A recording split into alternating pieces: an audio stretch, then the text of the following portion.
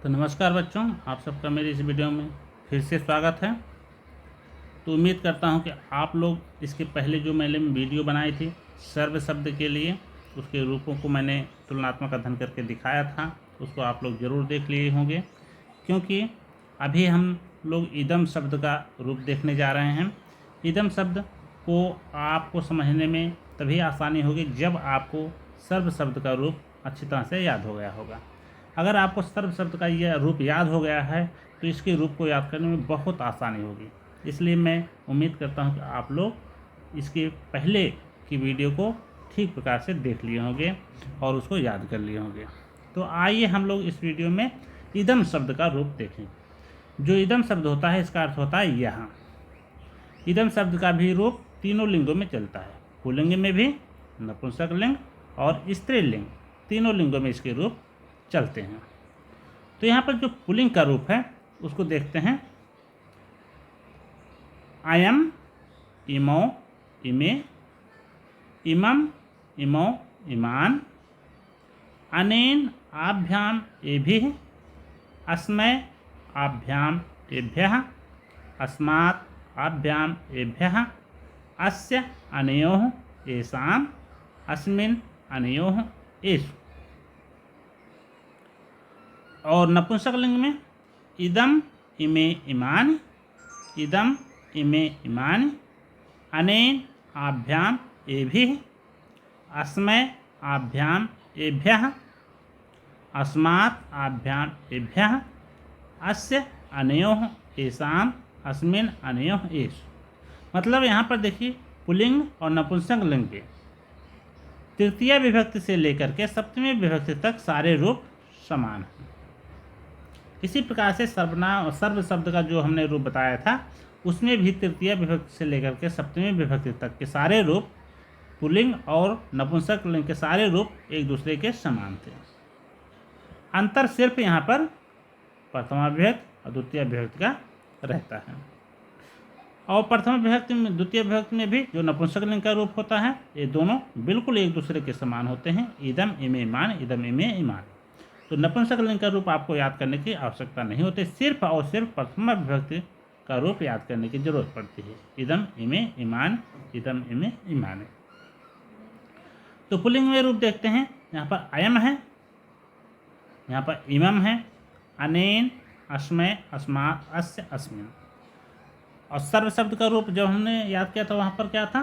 सर्वः, सर्वौ, सर्वे। सर्वः यहाँ पर अयम है, ये अंतर है, काफ़ी अंतर है, बहुत कुछ अंतर है। सर्वौ वहाँ पर भी औ की मात्रा थी, यहाँ पर भी औ की मात्रा है। सर्वे यहाँ पर इमे है, वहाँ पर सर्वे था, तो अंत में एक ही मात्रा थी। तो अगर एक ही मात्रा आ रही है तो समझ लीजिए कि वो पुल्लिंग प्रथमा विभक्ति बहुवचन का रूप होगा, अथवा स्त्रीलिंग में, नपुंसक लिंग में द्विवचन का रूप होगा, इमे, इमे। तो अयम, इमे, अयम, इमो, इमे, इमम, सर्वम, वहाँ पर भी सर्वम था, यहाँ पर भी इमम, अंत में अम जुड़ रहा है। इमो, इमान, सर्वम, सर्वो, सर्वान। आन यहाँ पर भी जुड़ा हुआ है, वहाँ पर भी आन जुड़ा हुआ था। तो सर्वेण यहाँ पर अनेन है, क्योंकि यहाँ पर जो इसका रूप, इसका जो है मूल शब्द ही अलग है। तो यहाँ पर सर्वेण है, अनेन है, वहाँ पर सर्वेण था। वहाँ पर सर्वस्मय था, यहाँ पर अस्मय, मतलब वहाँ पर भी अस्मय जुड़ा हुआ था। सर्वस्मात्, यहाँ पर उसका जो अंतिम अस्मात् शब्द है सर्वस्मात् में, वही शब्द यहाँ पर भी अस्मात् है। सर्वस्य, अस्य वहाँ पर भी था, यहाँ पर भी अस्य है। सर्वस्मिन्, अस्मिन्। सर्वाभ्याम, सर्वाभ्याम, सर्वाभ्याम, सर्वयोः, सर्वयोः। बाकी सारे रूप लगभग समान हैं। सर्वे भी हैं, यहाँ पर ये भी है।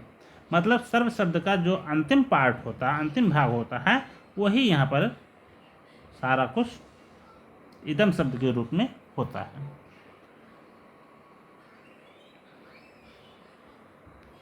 स्त्रीलिंग का रूप देखते हैं। इयम, इमे, इमाः, इमाम, इमे, इमाः। तो बहुवचन में आह ही होता है। रमा शब्द का जब रूप हम लोग याद करते हैं, लता शब्द का रूप, उसमें भी अंत में आ ही होता है। लता लते लताह, रमा रमे रमाह, उसी प्रकार से यहाँ पर भी आह जुड़ा हुआ है। और प्रथम विभक्ति बहुवचन द्वितीय विभक्ति बहुवचन के दोनों रूप समान ही होते हैं।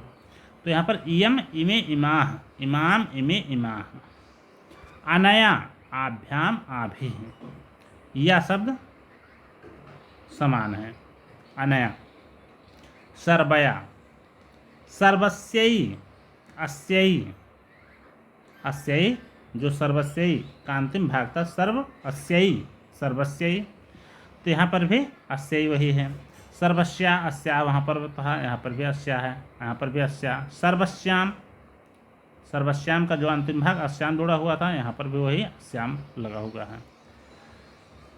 सर्वाभ्याम, सर्वाभ्याम, सर्वाभ्याम, अब देखिए सर्वाभ्याम, अच्छा आभ्याम, आभ्याम, आभ्याम, ये सारे रूप अनयो अनयो, इमे इमे, यही केवल अंतर है पुल्लिंग से, बाकी आभ्याम आभ्याम आभ्याम अनयो अनयो, ये सारे रूप पुल्लिंग के पूरी तरह से समान हैं।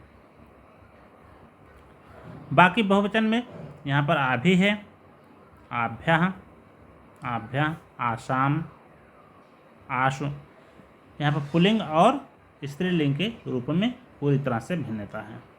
और ज़्यादातर रूप स्त्रीलिंग के ही समान है, जैसे रमा शब्द का जो अंतिम वो होता है वो भी उसके समान है। ये भी सर्व शब्द का मूलतः, अगर सर्व शब्द का रूप आपको याद है तो आपको किसी भी सर्वनाम का रूप याद करने की ज़्यादा ज़रूरत नहीं पड़ेगी। तो इस प्रकार से अच्छा इस तरह से प्रश्न भी पूछे जाते हैं। जैसे अस्मात् शब्द है, आपको तो पता है कि ये पुल्लिंग पंचमी विभूति एकवचन का रूप है। इस तरह से प्रश्न पूछता है कि अस्मात् शब्द है, इसका मूल शब्द क्या है? इसका मूल शब्द इदम है। अथवा ये जो है स्त्रीलिंग से उठा लिया कि अस्याः शब्द है, इसका मूल शब्द क्या है? इसका भी मूल शब्द इदम है। अथवा इस तरह से प्रश्न पूछ सकता है, इदम शब्द है, इसका स्त्रीलिंग सप्तमी विभक्ति एकवचन में क्या रूप बनेगा? तो अस्याम बनेगा। उसमें विकल्प दिया रहेगा, आपको सिर्फ पहचानने की ज़रूरत होगी। तो अगर आपको चिन्ह पता है कि इसके सप्तमी विभक्ति, षष्ठी विभक्ति, पंचमी विभक्ति क्या क्या चिन्ह होते हैं, तो उन चिन्हों के द्वारा आप इसके रूपों को पहचान सकते हैं। तो इसका अभ्यास आप लोग इस प्रकार से कर सकते हैं कि किसी जगह पर आप इसके शब्दों को अलग अलग लिख सकते हैं। जैसे अस्मात् लिख लीजिए, अस्मात्, फिर एक स्त्रीलिंग से शब्द लिख लीजिए, आसाम, आसाम, फिर अनयोः, अनयोः, ऐसे सारे शब्दों को आप अलग अलग लिख लीजिए और इन शब्दों को देख करके गेस लगाने की कोशिश कीजिए ये किस शब्द का और किस लिंग में रूप है। अस्मात् है तो अस्मात् शब्द है, ये किस शब्द का किस लिंग का रूप है? तो अस्मात् क्या है? इदम शब्द का पुल्लिंग पंचमी विभक्ति एकवचन का रूप। तो इस तरह से जब आप शब्दों को लिख लेंगे तो इसका अभ्यास आप घर पर कर लेंगे तो आपको परीक्षाओं में बहुत आसानी हो जाएगी इन रूपों को पहचानने में।